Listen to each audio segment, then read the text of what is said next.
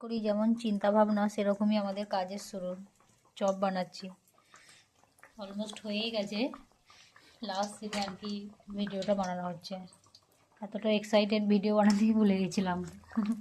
ভাবলাম এখন বানিয়ে নিই। আর একটু ভাজা ভাজা লাগবে মনে হচ্ছে, লাল লাল। এই যে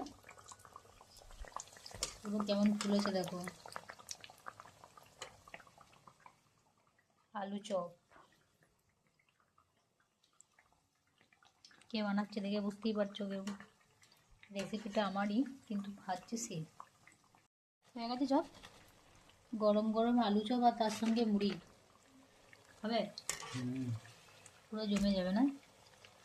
খেয়েছো তুমি কোনোদিন? কোনোদিন খাওনি? একবার খেয়ে দেখবো।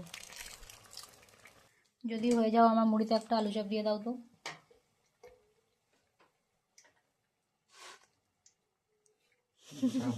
লঙ্কাও দিলে? অনেক ঝাল গো লঙ্কাটা, খেতে পারবো?